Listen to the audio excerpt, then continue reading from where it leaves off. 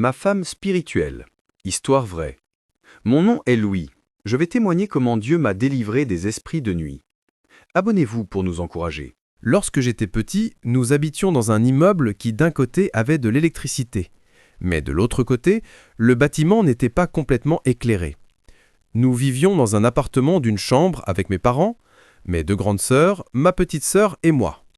Après quelque temps, nous sommes allés au village, parce que dans notre culture, lorsqu'un enfant atteint 1 an, on l'emmène au village pour le présenter à la famille. J'étais encore petit, donc je ne me souviens pas de tout, mais voici ce qu'on m'a raconté. Ma mère a rencontré une femme très priante, de son église. Cette femme aimait nous apporter du poisson par rapport à notre culture, et elle m'aimait beaucoup. Mais un jour, après m'avoir apporté du poisson encore et encore, je suis tombé malade. Ma mère était aussi une grande guerrière de prière, mais après que je sois tombé malade, la dame qui nous apportait du poisson a arrêté de venir. Ma mère lui a demandé « Pourquoi as-tu arrêté de venir? Tu aimais cet enfant? Tu lui apportais à manger tous les jours, mais maintenant tu ne viens plus. » La femme l'ignorait. Elle avait changé complètement. Celle qui semblait m'aimer, celle qui m'apportait des cadeaux et venait me voir, cette fois-ci refusait même de prier pour moi. Ma maladie empirait, encore et encore, jusqu'à ce que mes yeux étaient complètement déformés vers le haut. J'étais en train de mourir. C'était un dimanche. Mais ma mère pria pour moi. Elle a prié de tout son cœur. J'étais guéri. Guéri complètement. Quelques jours plus tard, la même femme, celle qui m'apportait du poisson, est revenue. Mais à ce moment-là, nous nous préparions déjà à retourner dans la capitale. Et c'est ici que mon histoire commence. Je grandissais sans amis. Seuls les enfants de mon oncle étaient mes seuls amis. Et eux, ils avaient plein des jouets pour jouer. Cet oncle était très riche. Un jour, je suis allé jouer avec les enfants de mon oncle chez eux.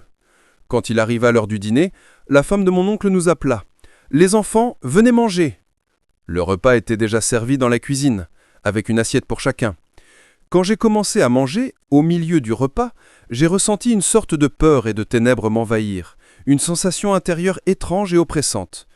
Alors je me suis levé et j'ai dit « Je suis rassasié », même si ce n'était pas vrai.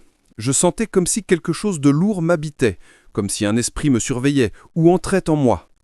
J'ai quitté leur maison. En rentrant, j'ai vu des enfants jouer dans notre immeuble. Comme j'avais très peur, je ne pouvais pas rester seul. La peur m'a poussé à rejoindre l'un des groupes. Dans ce groupe, il y avait le garçon le plus fort de tout l'immeuble, Gaylord. Après avoir rejoint leur groupe, nous avons joué un moment, puis soudain, Gaylord a changé d'attitude et a dit « Allons faire cette chose ». Dès qu'il a parlé, tous les garçons ont changé d'expression et l'ont suivi. Alors je l'ai suivi aussi, du côté de l'immeuble où il y avait de l'obscurité.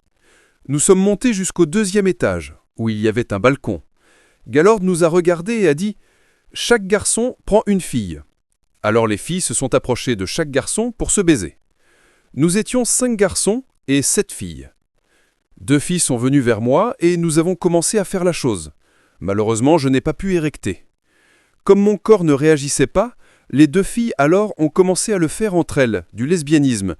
Alors Gaylord m'a dit « Puisque chez toi rien ne marche, tu vas faire le gay. Tu surveilles si un parent arrive. » Donc je suis resté en tant que gâteur jusqu'à ce que tout ait terminé. Aucun parent n'est venu. Personne n'utilisait cet escalier. Nous avions quel âge? Un groupe de 8 à 12 ans. Booster était en classe 4, environ 12 ans. Il semblait très expérimenté, comme s'il faisait cela depuis longtemps. Aujourd'hui, je sais que c'était des influences démoniaques qui les poussaient. Après cela, nous sommes redescendus et nous avons joué normalement. Le soir, vers 19h, chacun est rentré chez lui. Cette nuit-là, j'ai fait ma routine habituelle, puis je suis allé dormir. Au milieu de la nuit, je me suis réveillé. Je ne sais pas ce qui m'a réveillé, cela ne m'était jamais arrivé auparavant. Et quand j'ai ouvert mes yeux, j'ai vu quelque chose. Mes yeux se sont posés directement sur 2 jouets, 2 peluches, qui étaient en train de se battre. Elles se disputaient et se frappaient, comme contrôlées par une force invisible. Il n'y avait personne sur la chaise, juste les 2 jouets. Je me suis approché pour vérifier si je rêvais encore. Quand je les ai touchés, ils sont tombés par terre. Je n'ai pas crié, j'ai seulement reculé, terrifié, comme si j'avais vu un esprit. J'étais bien éveillé, avec mes 2 yeux ouverts. J'ai eu si peur que je me suis glissé dans mon lit et j'ai tiré la couverture sur la tête, pensant que la couverture pouvait me protéger. Le lendemain, comme j'avais beaucoup aimé jouer avec les jouets de mon oncle, Je me suis dit, je vais y retourner et jouer encore. Et il avait des jouets rares, donc je suis retourné chez lui, j'ai joué avec ses enfants comme d'habitude, puis sa femme nous a encore appelés. Les enfants, venez manger. Et au milieu du repas, c'est revenu. La même obscurité, la même peur profonde, encore plus forte. La première fois, c'était un démon. Cette fois, ils avaient ajouté un autre démon, un esprit de convoitise, qui faisait que lorsque je m'approchais de quelqu'un, cette personne ressentait de la tentation. Quand j'ai senti cela, j'ai encore dit « je suis rassasié ». Puis j'ai dit à mon oncle que je rentrais. Au milieu de la nuit encore, j'ai ressenti cette peur. La même peur m'a réveillé. Quand je me suis réveillé, j'ai dit « cette peur devient trop forte en moi, je ne peux plus la supporter ». Alors, je suis allé vers l'endroit où dormait ma grande sœur. Ma sœur cadette, celle qui me suivait, était en internat, donc j'étais le seul sur le matelas au sol. Ma grande sœur dormait sur le grand canapé. Je me suis approché d'elle et j'ai commencé à pleurer. Je voulais lui dire ce qui m'arrivait, ce que je vivais. Mais dès que j'ai voulu parler, je me suis mise à pleurer encore plus fort. C'était comme si mes émotions étaient manipulées. Peu importe combien je pleurais ou combien je criais, ma sœur ne m'entendait pas. Je pleurais, je l'appelais, mais elle ne réagissait pas du tout, comme si quelqu'un bloquait sa capacité à m'entendre. Quand j'ai abandonné, toujours en pleurs, je me suis agenouillé près d'elle. Et à soudain, à ma droite, là où mon père dormait d'habitude, les chaussons de mon père ont commencé à voler dans ma direction.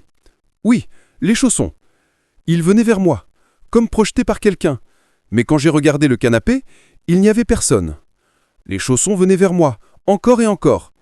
Quand j'ai arrêté de pleurer, les chaussons se sont arrêtés. Quand je recommençais à pleurer, ils reprenaient. C'était un phénomène spirituel. Alors j'ai dit, je connais une chose, ma couverture est mon protecteur. Donc je suis retourné à ma couverture, comme d'habitude, et chaque fois que je me cachais sous cette couverture, je rêvais encore de cette femme spirituelle. Les mêmes rêves, les mêmes attaques spirituelles. Quand je me réveillais, mon corps réagissait uniquement à cette présence spirituelle, mais pas lorsqu'on le faisait avec les enfants du groupe, car cet esprit ne me laissait pas libre. Les jours passaient. Ces choses ne se produisaient pas tous les jours, mais seulement quand je retournais chez mon oncle et que je mangeais cette nourriture. Chaque fois que je mangeais là-bas, l'obscurité augmentait en moi. Un poids spirituel supplémentaire. Un nouveau démon s'ajoutait. Puis j'allais à l'appartement, je retrouvais le groupe d'enfants, et la présence spirituelle en moi me poussait vers eux, utiliser leurs comportements immoraux pour se satisfaire. Et ensuite, la peur disparaissait pendant la journée. C'était un rituel malveillant. Un jour, après manger encore cette nourriture, j'ai senti l'obscurité revenir, encore plus forte. J'ai quitté la maison de mon oncle et je suis retourné à l'appartement. Comme à chaque fois. Le groupe était là. On jouait un peu, puis Galord disait « Allons faire cette chose ». Personne ne refusait. Je faisais partie de son cercle le plus proche. Ce jour-là, comme à chaque fois, ils sont montés au 2e étage, du côté sombre de l'immeuble. Ils ont reproduit leurs actes sexuels habituels. Mais comme à chaque fois, je ne pouvais pas érecter. C'était comme si un mur invisible me bloquait.